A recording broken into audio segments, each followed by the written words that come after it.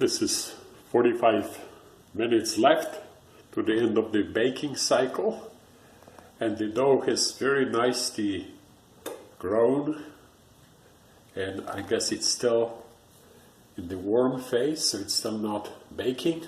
It's going to bake very soon, in a few minutes, and probably the last 30-35 minutes will be the baking.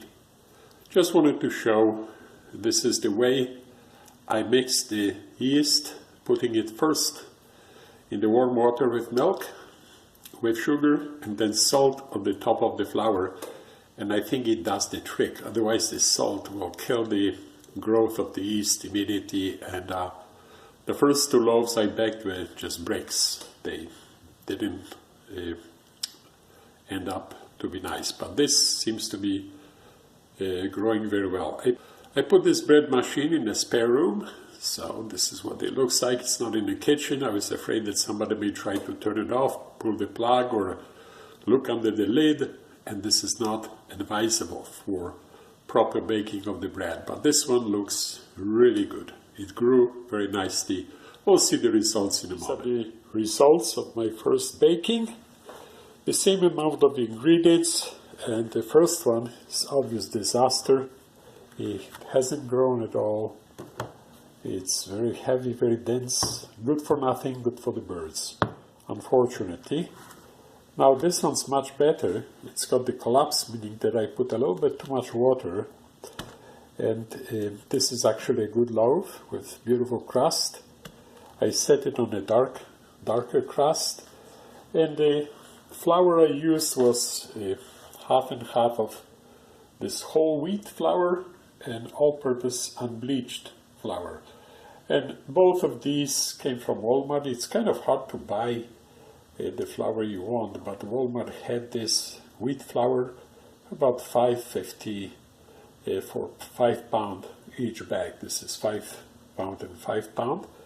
Now for yeast, I use this instant dry yeast, and this was from Sam's Club, and 2 of these packs, 1 pound each, were about $5.50, so not very expensive, and these are priced for March of 2023. Now the bread, this one will be perfect, I think. The collapse means that there was a little bit too much water in the mix, so I'm going to correct it next time. Now these 2 different loaves, and this one is not edible, this one is good, close to perfect, except for the little crater. They come from the fact that I use yeast, in this case, at the top of flour, at the very last ingredient, following the recipe from the manufacturer of the bread making machine, Black Decker. And in this case, I followed something I found online. Someone suggested putting yeast in the warm water with milk at the very beginning of the process. This is what I did. And then put salt on the top of flour. And I think it's the way to do it, in my case anyway. Some other bread machines may get better results when you follow the recipe to the T, or use different yeast, but this instant yeast works great, except that it has to be put first. Otherwise the salt halts in action too prematurely, and what you get is just a brick with no bubbles, no texture. It's good for nothing. This will go to the birds. Now this is what the bread looks like.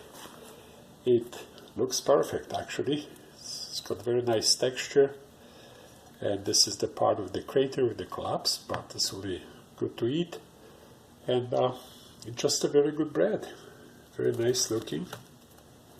And this is fresh wheat bread, and there are 2 cups of each of these flours. Now the whole wheat, when you look at the ingredients, it just has, the only ingredient is the wheat flour in it. Now the unbleached all-purpose thing powder has a few ingredients, but this was the smallest amount of ingredients that I could find in flour. But both of them are pretty good, and I'm going to be adding in the future rye flour And again, it's something that's not easy to find. However, I found that Meyer stores have rye flour in 5-pound bags, just like these. So I'm going to be mixing that for different results.